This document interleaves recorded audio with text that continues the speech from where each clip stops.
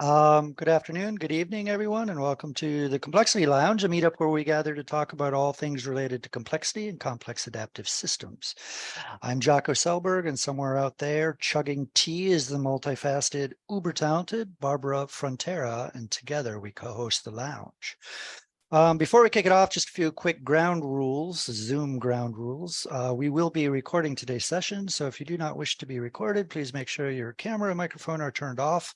We also ask that you please keep the side chat activity to a minimum during the initial presentation, should there in fact be one. After Michael's talk, we'll have a question and answer period, or just maybe right away, and hopefully a nice conversation with everyone. For any questions, you can either raise your hand or just send the questions directly to Barbara with a big Q in front via the chat, and she will probably ask you to just read it out for yourself.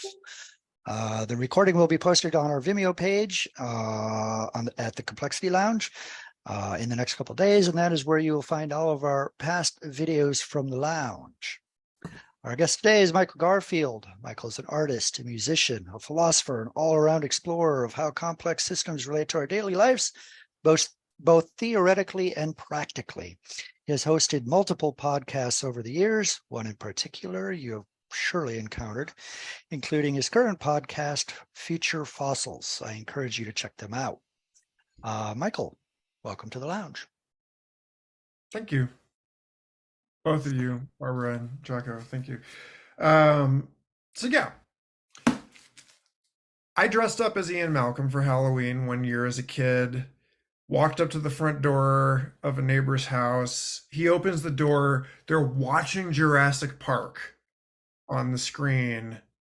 And I'm sitting there dressed in all black, like with my hair, like I think spray painted black, and like doing my whole thing. And obviously it's terribly generic dress. A little turquoise necklace or whatever, but carrying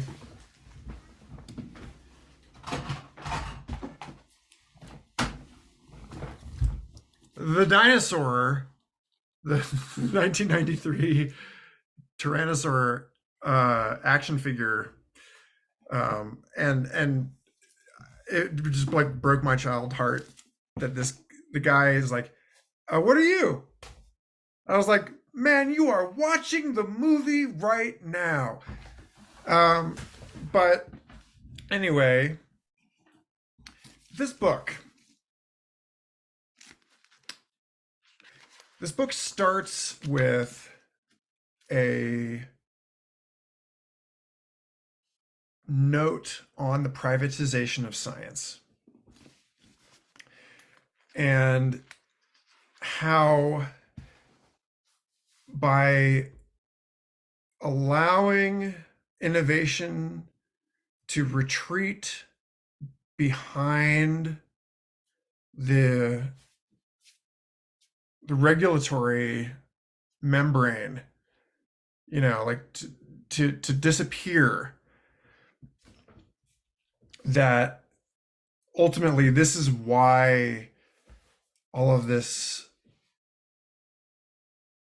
like what Crichton saw was like essentially like a fire spreading across the world, not of nuclear technology, which, he later directly connects to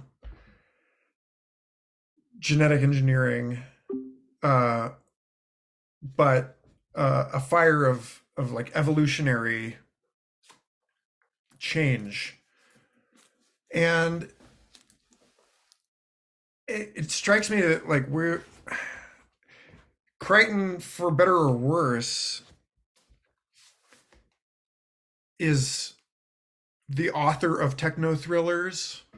He is a media man. He's a director and screenwriter and Hollywood guy, and is in this unusual position where, he's talking with Steven Spielberg, who like gets it and wants to put a ride in place like a Jurassic Park ride, even before the film has been made. Like they're talking about the ride.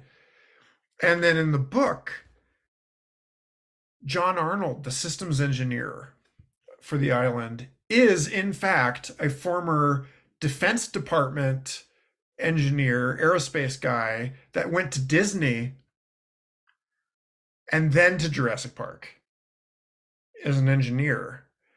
And so I don't know, like in rereading this book, I found a really, I recognized a kind of a flywheel of hyperstition. This is, this term of, something that is believed and practiced until it becomes real, right? The weirding of our world by the outpouring of these kinds of phenomena that if he thought he was issuing a cautionary notice, he failed spectacularly, because what he did was create a pitch for something so deeply exciting to people that there will be a Jurassic Park. And as it happens, like the documentary series Light and Magic, which covers on Disney Plus the history of industrial light and magic, talks about how during the making of the film Jurassic Park, they had Phil Tippett, who had learned stop motion animation from Ray Harryhausen, and he had done all the dinosaur scenes with maquettes. And then they had Dennis Murin, who had a Skunk Works, basically in the same project, that was sitting there with a room full of computers trying to put, texture mapped skin onto the first, walking skeletal maquette CGI Tyrannosaurus. And that when they did the first screening of the, just a test shot of the T-Rex walking through a field on a sunny day, and it looks like the sun is, like the ray tracing is, the sun is on the Tyrannosaurus skin, and the feet are on the ground. Everyone in the room had a religious experience, because they realized that this was the moment where the single cell of celluloid film was no longer something constrained by our ability to manufacture objects in physical space, but had become a canvas of pixels for the instantiation of the imagination in a digital space. And this is precisely what happened with Jurassic Park itself in the moving life, as my friend and mentor Richard Doyle at Penn State University, in his book On Beyond Living, talks about the rhetorical transformations in the life sciences, about how computational thinking in biology, the idea that you can fully know an organism through it, by the analysis of its genome, that was the crossing of the analog digital divide that empowered this project in the first place. So like, so really when, when I read this book, I see Crichton saying a couple things, but like one of the primary things is that computation is, the spike that we're standing on right now in accelerating computational power is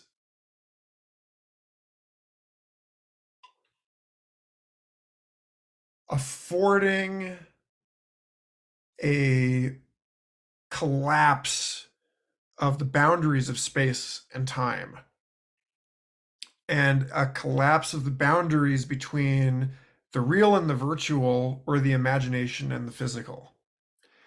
Because now, like, had you the correct equipment, you could hook yourself up to a brain scanner that would 3D print what you're thinking. And it won't be long before, you can prompt ChatGPT to write genetic sequences and have those pushed out, in a bio fab lab somewhere. And so, like, from, later today, when I have the Jurassic Park book club call with my podcast listeners, um, there's a rant that Ian Malcolm has on morphine.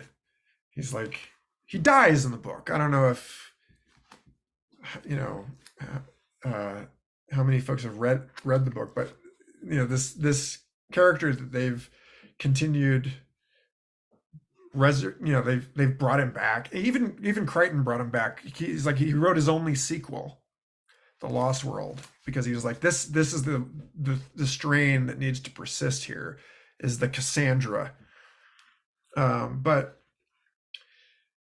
Malcolm says,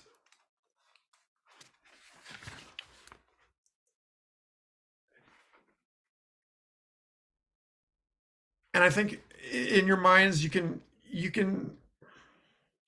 may be helpful to say computational power rather than genetic power, although clearly genetic power is coming to the fore at some point, sooner or later.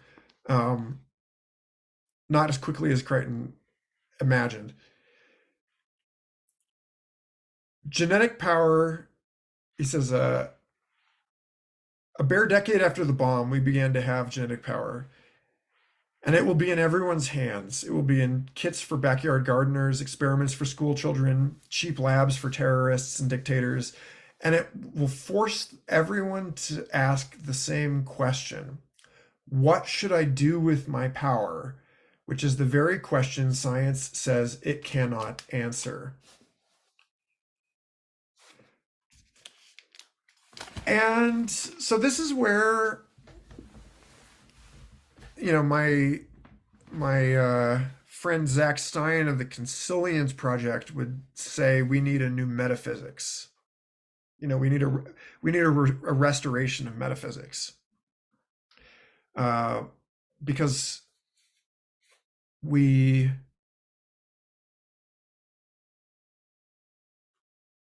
or rather a synthesis of physics and metaphysics in which we can bring to bear all of these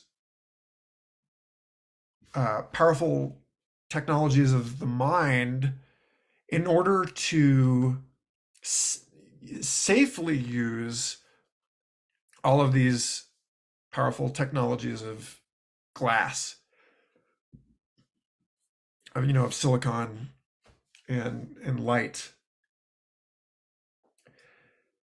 So, I mean, I could riff in a number of different directions, but I actually would love to actually just open this to discussion earlier rather than later, if that's okay. And see where people are with all of this, and like get into the mix Sure, we can do that. Well, You might, Jocko always has a question, so you start. well, I mean, not sure where I'm going to go with this, but the mere fact that human consciousness, right, the complexity, the sheer complexity involved in that, and now in the last 200 years, you go back as far as you want, is the affordances created by the technology, which is growing at exponential rates, and how that complements or amplifies the things that we can do and the affordances that we can create, which is what I was reminded of from the Jurassic novel references. Is you can imagine it is the first step to actually creating it, and you could be several decades ahead, or you could just be moments ahead on that curve. And how complexity plays into this is as these things begin to interact, the technology with the imagination that then feeds back in, the usage of the technology feeds back into the imagination to be able to create those things that you had no comprehension was even possible prior to that. It's not really a question. It's more of a statement or observation of what you're kind of riffing on there. In terms of the novel, complexity is interlaced in it all over the place. Where do you see us either being or moving towards in terms of this interaction with our consciousness, with the imagination, and with the technology and media and all of that kind of stuff? If that's an answerable question. I don't even know if it is a question, but I'll throw that out there. I'm glad to have someone ask the kind of questions I ask. uh, I well, let me say that, like, okay, when I spoke at Boom Festival in 2016, I gave a talk called "How to Live in the Future" that became the substrate or seed prompt for a collection of essays that I just finished. And when I was going on stage to speak, the two people who had spoken before me were both very like Church of Ray Kurzweil singularitarian, and the woman who was escorting me to the stage urged me at this 33,000 person Psytrance festival that thankfully also has an extraordinary speaker lineup, to remember that people are journeying here, by which she meant, please don't casually give people a bad trip talking about how they're going to become the Borg. And so my conversation ended up being, Allison said original augmented reality. Yeah, so I was a Google Glass Explorer, and I've thought a lot about that, but that's a whole separate conversation. But there's that, I don't know if any of you have seen the meme of the like Apple Vision Pro, augmented reality, $3,500, bag of mushrooms, $20. This original. So at any rate, the talk that I gave, Jocko, was ended up being about how to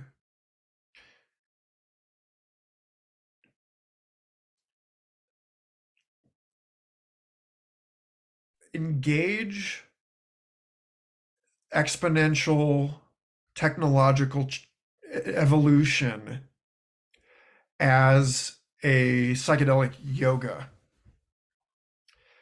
as a martial art, like as a praxis whereby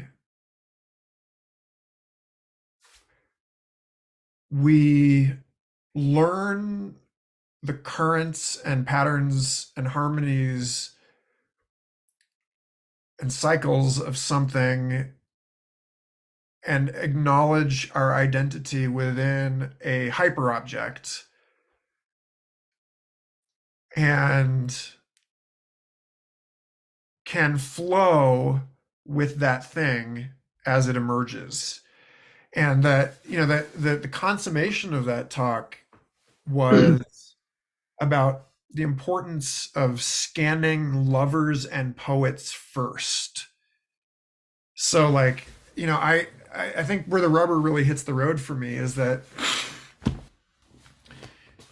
and it's funny because like in retrospect, this book is such a great example of this. It's like, Ian Malcolm is such a hilarious, tragic character because everybody loves that guy, especially since Jeff Goldblum, like he ran with it, right?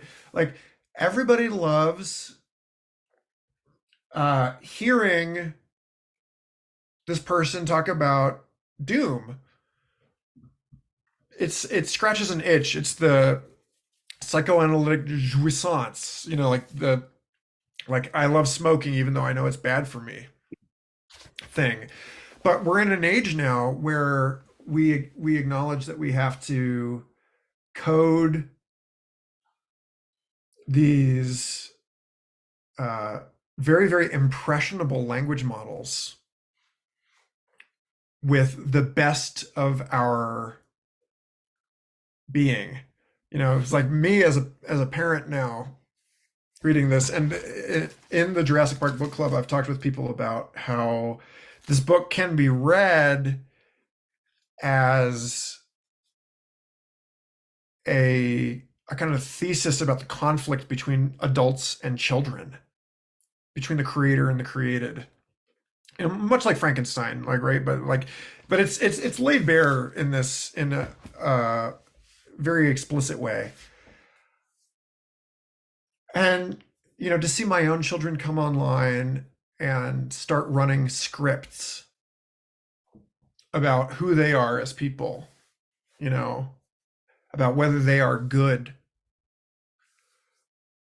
At the same time that I've been watching all of this conversation going on about Bard and ChatGPT and all of the open source models. And it's clear to me that we now need to accept the consequences of the rhizomatic statistical relationships between the words that we use and the symbols that we generate, and to really understand how to navigate a space in which, like Doug Rushkoff's recent All Tech is Human Beta Works talk he put out on the Team Human podcast, he was talking about instant technological karma. I think that's like entirely appropriate here because my buddy Mark Nelson here in Santa Fe, who lived in Biosphere 2 in the 1990s, which is quite a bit like Jurassic Park in that it's effectively more a space station than anything. He said that in Biosphere 2, you could tell that someone had left the cap off a bottle of glue because their atmospheric dashboard, you'd see the needles move within a day. The building is so small. And so like, this is where we are, it's like that experiment was not a failure. The fact that they had to open it because they created a greenhouse effect and they were all asphyxiating and going delirious from oxygen deprivation. No, that's a win. that's a high information yield on an experiment. And it was a failure of the public imagination in the 1990s to understand that this is not like a game show where it's like we're going to lock people in the building for 2 years and see who can, see if they can make it. And like that's the pass fail condition for this experiment. That's not how complex systems science operates. What we found were that there were, terminators. I mean, not like, but I mean, there there were catastrophic conditions. There were constraints that needed to be noticed, and thank God we noticed them, because we had the systems shrunk down to the size where we could see it right away, where we didn't have to learn this over centuries. We could learn it over months. And so I think that, I think we're at that point now where, when I look at this book and I look around the world, like, my sort of pitch for the next book, which is this, expands on everything I'm talking about here, is, the raptors are out. Like, and that's something that what didn't happen in the movie, right? The raptors were in the mainland, Costa Rica, and like the whole time in this story. They were there. Like the dinosaurs had escaped the park before the fences even went down. And so now we're living in a world where we can see these extraordinary, to us, based on our own sort of, priors about, the pace of change. We can see these extraordinary cascading failures. And the question for me becomes, how do we reorient this in the direction of an extraordinary cascading success? Yeah, it's interesting. What occurs to me is the technological developments combined with the imagination that both feed into each other and expand is in a lot of ways the way that people feel the complexity in their lives is not. It is becoming more complex, but it's a proliferation of options. And the options, just the fact that you have more and more options, almost more than we can possibly keep up with, then opens the space for further development. I mean, we have generative tech now that actually generates stuff on its own, almost independent and complementary to the stuff that we're doing, which opens up a whole new space that we have never really encountered before. And so, yeah, you can go in your imagination any direction that you want. You can go and we're all going to end up in the Borg, or we're going to become paper clips, or whatever you want to do with that. Or you can go, we're going to end up all wearing white togas living on an island of utopia, right? But that's open to the imagination, combined with or complementary to what's actually going on with the world of politics or global climate change and all that kind of stuff. So the fact that the idea that complexity is opening up the space, adding more options, almost like a supermarket of options where there's 18 different types of toilet paper, and we know what you want to do with the toilet paper. How does that play in? That's just some of the things that occurred to me when you were talking. I'm glad to open it up to any other questions. Yeah, I see that Chris. We have Chris. Yeah, we have Chris Math has raised his hand. His hand up. So, Chris, would you like to unmute yourself and ask your question? Thought it best to raise my hand, otherwise the complexity of this environment means I'll get yet another slap from Babs. Hi, Michael. Great to meet you. I apologise, I missed the first part of it. I was kind of had to answer a call from my son. I think what's really interesting is with the focus on Jurassic Park, and I think you made the connection before. I made a connection, and then you mentioned it yourself, which is Frankenstein. And I think what we have seen throughout every technological revolution, the arts have been there to actually kind of warn humanity about the thing that's coming. So, we had Frankenstein to warn us about electricity, Jurassic Park to warn us about genetics. Actually, I think Neil Stephenson did a really good job warning us about ChatGPT with Diamond Age. I think it was a great book, and you can see that that's where the convergence is going, which is, you're going to lose control of your children. A machine's going to educate your children. And what's also interesting about Jurassic Park and Frankenstein, the two you pick, is that they're all about the ultimate goal of humanity, which is to create artificial life. They're about creating artificial life, and now ChatGPT, it's all about, we're going to create artificial life. And for the last few hundred years, we've had this thing about artificial life.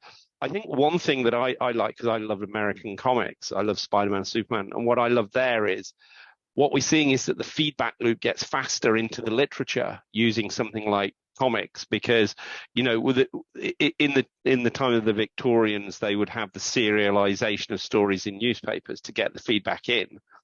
Now it's the worthy novels, but they take 2-3 years to actually go from conception to get it in, whereas things like comics and blogs mean we can get that feedback faster. But it's been these two things. Literature has been obsessed with two things in my mind: science fiction, because Frankenstein, the first science fiction novel, it's the creation of artificial life, and an obsession with the latest technology that, yes, we're going to do it now, and like we're still waiting to do it. The irony is that at the same time, we're obsessed with creating artificial life, but we're very casual about the existing life.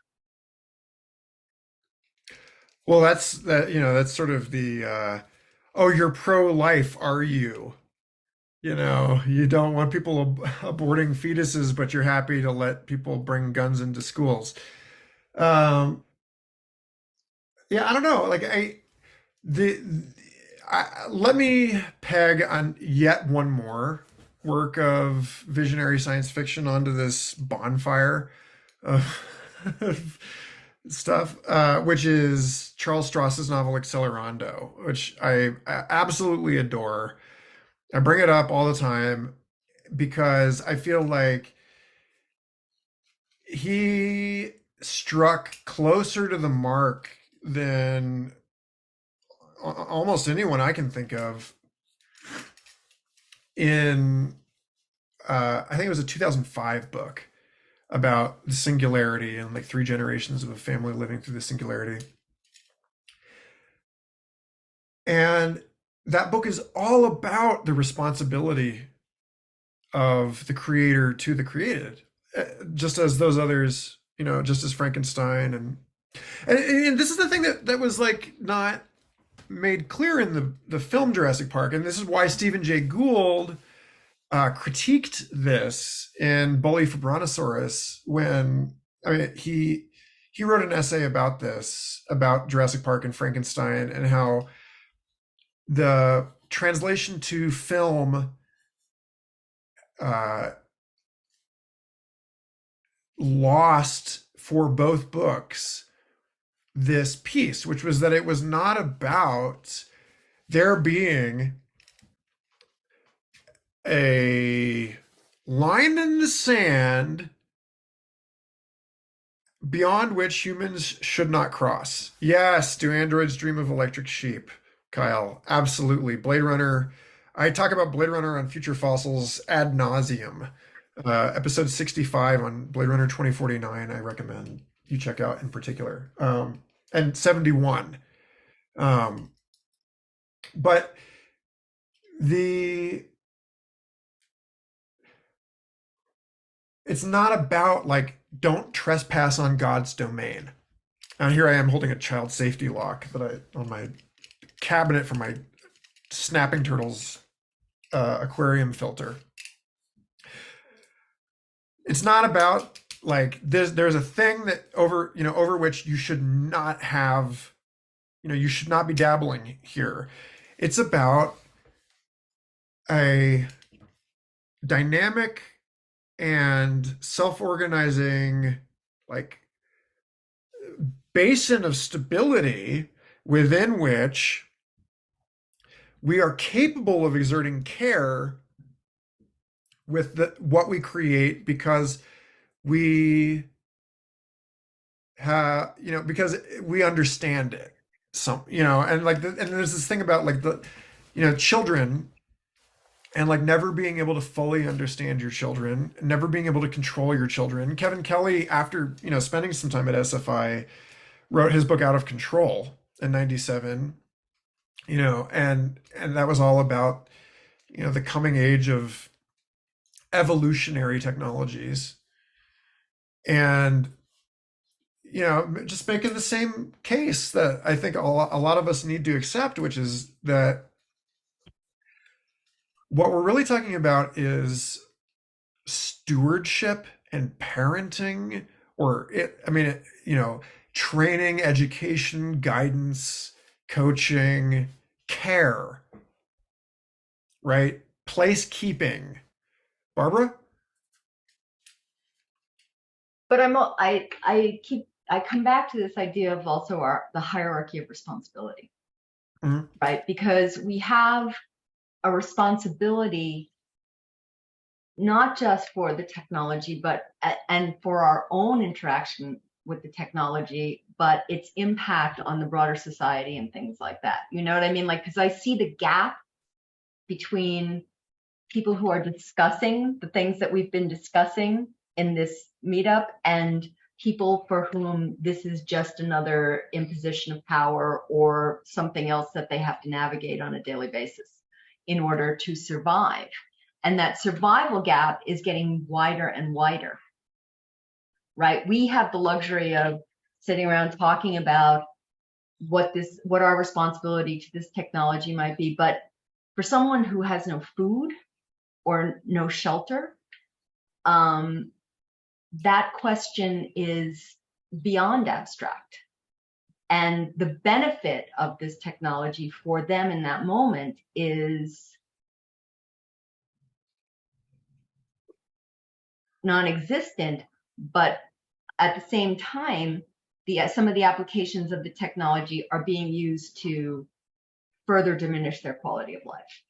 And I'm thinking of the use of it in things like, sentencing algorithms and probation algorithms and benefit applications and things like that. And it's shaping the constraints that they got to operate. It's shaping, and it's increasing the constraints in many cases. Yeah. But I think there's a really interesting thing as well, which is with all the obsession around AI and ChatGPT at the moment as this kind of existential threat because it's the latest technology, what we're not acknowledging is that the existential threat is coming from Victorian and pre-Victorian technology of burning coal and oil. And it's actually, there's a temporal, it's like 19th, 20th century technology that's the existential threat now, not actually necessarily ChatGPT.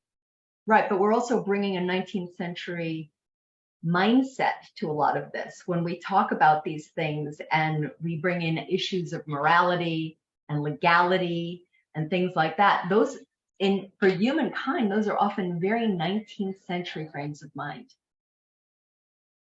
Yeah, go ahead. One of those may be is I'm not so sure it's a parent-child relationship, because the child at some point outgrows the parent and the parent recedes into the background. And I think the dark side of this, the warning things, is at what point is the technology, if it becomes, it doesn't even necessarily have to be sentient, but something where we lose the ability to actually not control it necessarily, but it takes on a life of its own. So that relationship of the creator to the created, or the parent to the child, is, that's where we are now. But where are we going to be in 20, 30 years? That could either be a positive or a negative. We simply can't know. I mean, I like to be clear, I am not a Church of Kurzweil. We just need to be, doing our part to pass the baton to the machines. Because let's be clear, like, we had billions of years of single-celled life, and single-celled life still, dominates this planet, right? And I don't see any reasonable futures in which humans are replaced. What I see are futures in which humans are, humans persist in what is to most people an unbelievable diversity of forms that will shake, most kind of modern rational conceptions of humanism to their core. But what I'm really talking about when I talk about my, the children, I'm talking about the cognitive ecology that includes my son and my daughter and the AI assistants that they will be using and the garden in our yard and all of this stuff. Like it's like, and this is the the point I feel like I've been trying to stress on Twitter a lot lately, which is that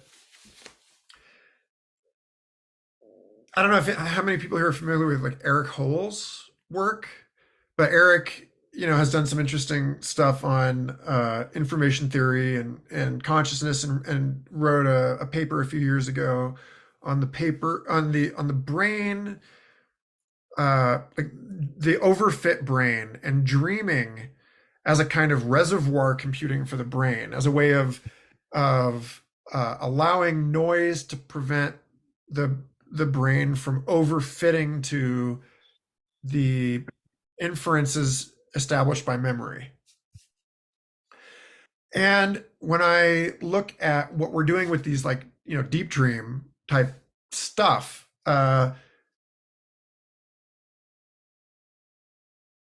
people are expecting, like in Jurassic Park, they're expecting they're going to get like a kind of a result out of this. Like they're like, I want my kid to be in the movies, it's like Hodorowski, like raising his son to be Paul Atreides of Dune. Who's the author just mentioned? Who did I just mention? Was it Eric Hole? Oh yes, Eric Howell, Hoel. Yeah. Yeah, Eric with a K, Eric P. Howell on Twitter.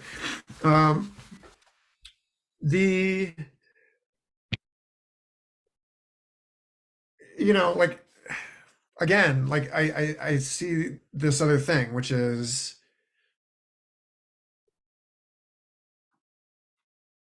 entertainment, as they state in the book, like the ludic impulse. Sex is why we have kids, but it's not why we raise kids. Amusement parks might be why we create dinosaurs, but suddenly then you're in a learning instrument, as the child is the father of the man. And so, yeah. I mean, one of the questions I have for you, as someone who has been obviously steeped in Jurassic Park for a really long time, and God, and now I'm going to have to read the book. I hope you're happy. But also in the world of complexity and complex theory. It was Dinosaur in the Haystacks, not both. Anyway. Yeah, I got Dinosaur in the Haystack. I'll get that in the chat.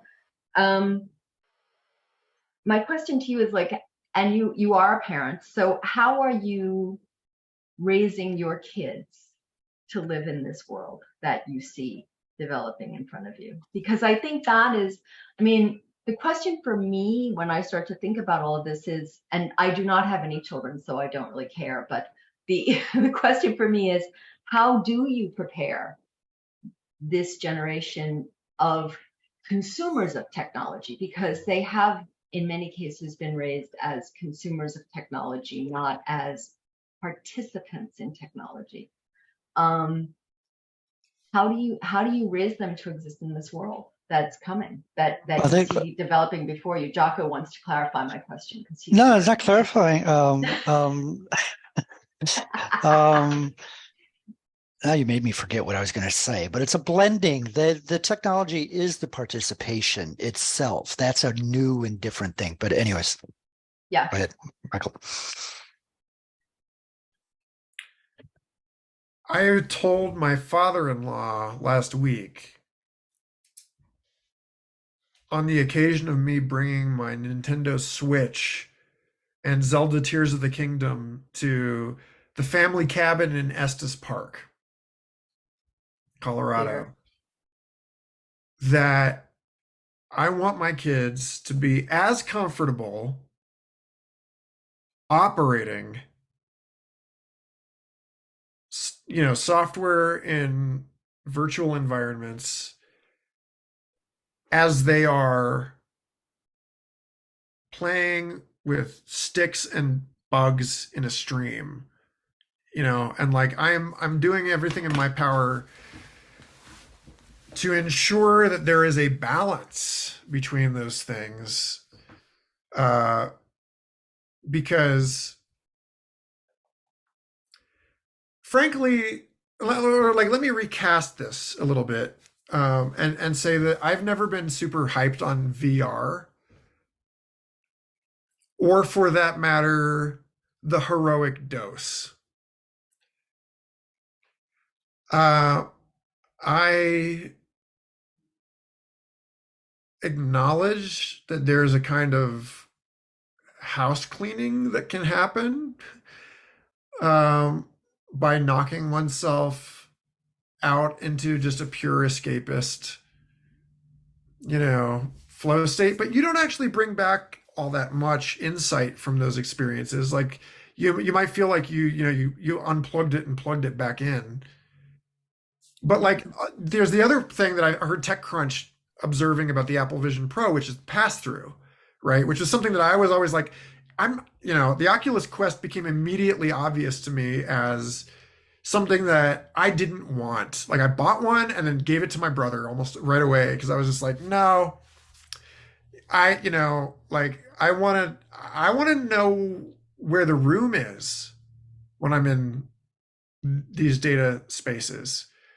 And, in 2011, I had a DMT trip that made it super clear to me that, like, the point for me anyway was not to push into the pleroma, but to sit with my eyes open at a low dose and integrate all of this with the world that I ordinarily experience. Oh, see, Jocko says, I'll just read it out. Second addiction. Yeah. And so, to the issue of sticks and mud losing out. Yeah, let me read it out for those that might be on the videos. The challenges that tech is that the children are exposed to is that the tech is specifically designed to be as addictive as possible. The algorithms are there to keep you there indefinitely, meaning that the balance is nearly impossible when you want to do that with things in nature or going out and playing on a playground. Absolutely. And the kids do not have executive function. And I barely have executive function as a millennial, right? Like I am definitely fighting an attention deficit battle that I was not fighting 10 years ago when I picked up a smartphone for the first time. Active erosion of mature adult faculties. But this is why I feel like what's really called of us is this. It sounds kind of paradoxical, right? Because on the one hand, I think what we're being asked to do is to become more and more childlike, to become more auto-domesticated, hyper curious, playful, social, engaged, plastic, not maybe that's not the correct term, because we're not talking about something that's just available to be molded, but someone that is open, epistemically humble. But on the other hand, also someone that is capable of extraordinary in this attention, the denuded topsoil of the attention agriculture economy, right?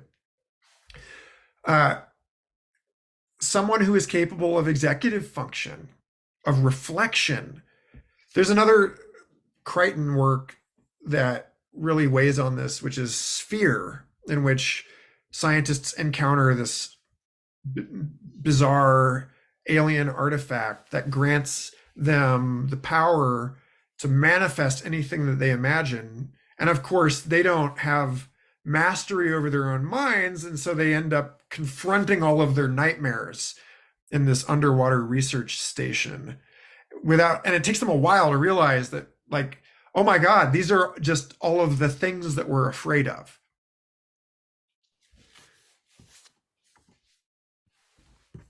So, I like in raising kids, you do have to be their executive function, right? Like you're the one that puts the lock on the child door. You're the one that makes sure that the door is locked at night. And so this is, yeah. But I think the question also is if we're moving towards a technology that infantilizes us in many ways, right? The technology will do it for us. It will answer the questions. It will write the whatever. It will, it will do these things for you. And that raises the question of all of the things that you just said. What do we then become? And how are we given the resources to become it? Barbara, I think that's the danger of thinking of it as replacement. Yeah, I mean, that's where I'm at. Yeah. And the emphasis on augmentation. The thing that has been rattling through my brain listening to the dialogue here so far is, how does, whatever is augmented reality, artificial general intelligence, right? How does it force us, or perhaps entice us into becoming much more deeply intimate in understanding how we are different, right? Because that's, and I think that ties into what Michael was saying about raising children. As I'm pretty happy that both my wife's and I, our children, are as excited, and addicted might be a bit of a too strong word, but as excited about, immersing themselves in nature, jumping on, a dirt bike and experiencing speed, when they're capable, right? I mean, you help them along, as they are to dive into the virtual world. And that's sort of the balance point. And I imagine certain children, it's more difficult, right? Because the physical affordances or interactions in the physical world don't come as easily, or are not as attractive to some children more than others. And I think from the adult mind, this is the importance of complexity. This is what's, how do we differentiate that which is computational, incredibly generative, and incredibly, all-encompassing, to that which is uniquely anthro complexity. Totally. Kyle, you have your hand up. Yeah, so this made me think of something that I've been going through. I'm also new dad, 2 kids under 5, and just designed this smart home that is really, really responsive. Geofencing on the locks, motion lights everywhere. The sun tracks to where the blinds should be and where the temperature should be in that. My kids are going to grow up in a house where they're never going to touch a single light switch or turn a key in a lock anywhere. And we're laughing and saying, what happens when they walk into somebody else's house? They're just going to walk into dark rooms and be totally lost. And we had to scratch our heads for a few minutes. And the simple answer was no, we just have to expose them to the world and see that there's other things that just get out of the house. And that's kind of a big part of it. Is I think my role as a parent is to make sense of the world, help them make sense of the world in a way that's contextually important. It contextually resonates for them at the stage they're in. Not like, it's not time to just say there's no Santa Claus, you know, so that they can go tell their friends in kindergarten immediately. Like, but it's to make things resonate with them and then stagger that, work that journey with them. Absolutely. And, you know, it's been an interesting, that the Santa Claus thing, right? Like, take care, Chris.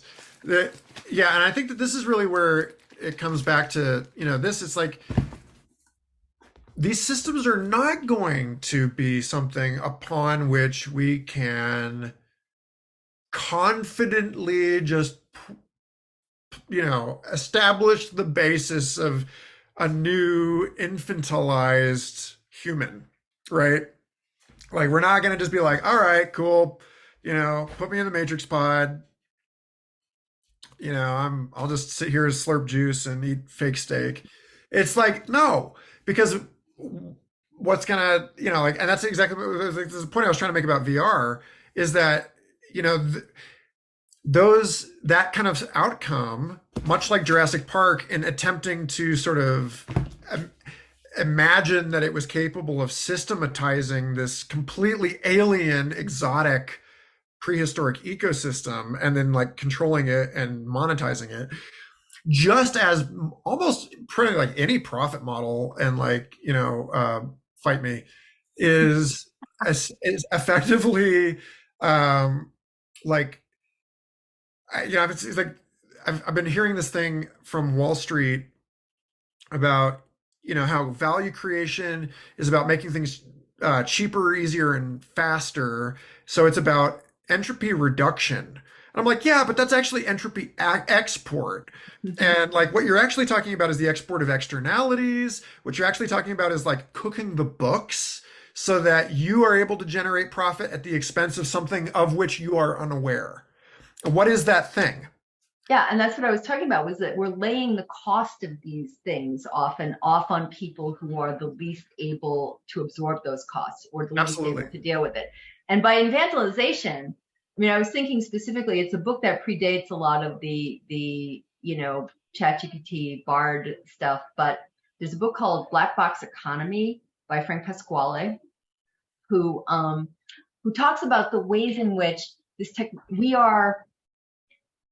technology defines us often in a way that we are often not even aware of. And that is, and it brings it full circle back to the privatization point that you brought of science, the idea that you brought up in the beginning, right? Which is that because so much of these developments are private, are in the private sphere, and are used for economic reasons as opposed to, you know, scientific reasons, let's say, they operate, and they're not required to have any transparency, and so they operate us on ways that define us that we are not aware of. And that goes from, you know, everything from your credit score through, you know, what services are available to you, what you pay for things, you know, and the impact is once again increasing the gap between those who are able to utilize the technology and those who bear the burden of the technology. Oh yeah. No, I saw my first picture of a homeless person in San Francisco wearing VR goggles yesterday. But by the same token, I was listening to a podcast this morning where they were talking about the experiment they did several years ago, using electronic GPS monitors on parolees and people that were out on bail. And the problem was that those needed to be charged. And if you were homeless, you were by definition in violation of your parole.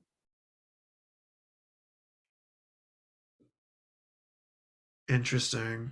Because your monitor couldn't be charged because, you know, you live on the streets, but your status as a parolee is defined by the information that comes from the monitor. Well, this is a far, I think, more sort of, this is not a separate thing, but it's kind of a deeper, more Yeah, fundamental yeah, layer, right? yeah. Which is this, like Eliza Mora, uh, and her, the paper that she led at SFI on scaling and inequality in urban centers, where they said, okay, look, you can look at uh, average per capita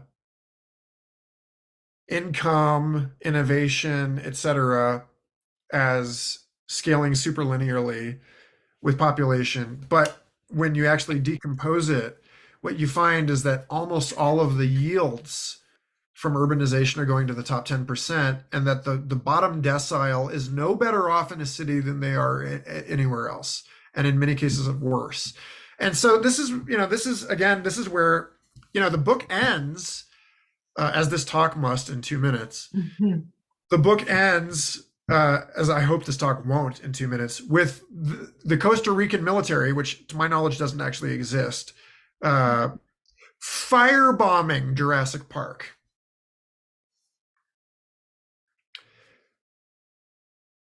Or in the movies, they milked it as much as they could, but they eventually destroyed Isla Nublar with a volcanic eruption. Because eventually the seed has to burst, right? Eventually the food deserts and, hyper stratified, 20th century modernist vision of a city has to give, and something else has to arise. And I look at, I hate to say this because I know a lot of you are living in skyscrapers right now, but you look at Godfrey Reggio, a friend of pretty much everybody I know here in Santa Fe. A mature ecosystem, trees fall down every once in a while and make room for something new. And so, what I want to leave people with is that, like, I do believe in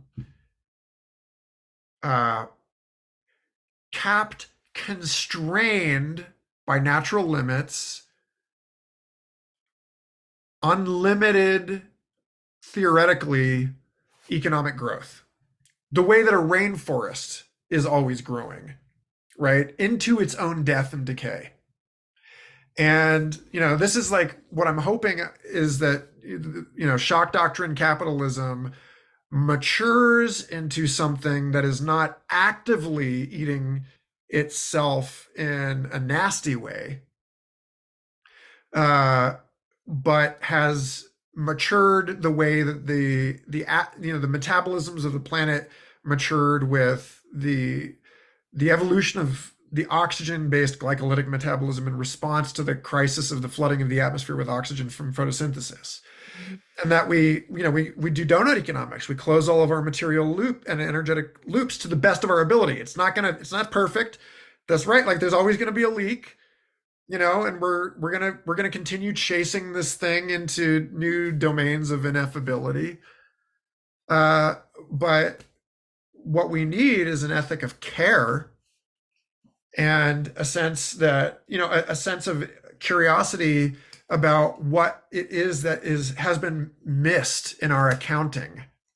Like, why does the system that only has, the system turned out on the park that was using motion sensors to track the dinosaurs was only to see if they were losing dinosaurs. It wasn't to see if dinosaurs were breeding, because dinosaurs, of course, weren't going to breed. And so they didn't realize that they had dozens more dinosaurs in the park than they thought they had. And so that's where we are. It's just sort of like asking, what have we not trained our systems to notice? And that's what I'll leave you with, is just that bid for the unknowable. And this is my, Michael, just for the recording, one of your podcasts is called Future Fossils. Yes, we can. Yes. You're at Mike. You have a Substack called Michael Garfield. Yeah. You're all over the place, really. Well, but feed my kids, you know. Yeah, I know. Like Substack, 1,000 True pay- Fans really pay is some bills. not a great time for trying to press people for small donations. I'm really interested in like, you know, I hate to say this, given the John Hammond, you know, I'll fund your research for 5 years story, but like because of stratification, we are at a time when like it's you know, I would prefer to think of it as we're in a renaissance, and you know, I want to identify people that and organizations, hopefully small nimble organizations that I can work with to help sort of remediate and restore some of this good parenting in ourselves and in our business practices and in our relationships to technology. And if you know a rich weirdo who likes funding personal institutions as public goods, put us in touch. Otherwise, I assume I'll be delighted to collaborate directly with anybody on this who's listening to this. Well, none of us are rich weirdos, I believe, unless there's some secret cash in here that I don't know about. But this has been a real delight, and we hope you come back. This is exactly the kinds of conversations that Jocko and I want to foster here at the Complexity Lounge, where we talk about it not just as theory, but as the implications of what we're facing and how we're facing it. You are awesome. Subscribe to Michael's podcast, Future Fossils. I listen to it. It's great. The Substack is always there. Anywhere else? I mean, I know you're a musician as well. Anything else you want to pump while you're on here? I mean, I put all that stuff out on the Substack. I'm actually going to drop a new music video I made with AI today. Oh, on the Substack? Okay, well, we'll look for that. AI music videos. Yay. You are always welcome. Thank you so much. We hope you come back soon. And we'll see you on the other side of this. All right? Thank you so much. All right. Take care, everybody. Thanks, Michael. Thanks, everybody.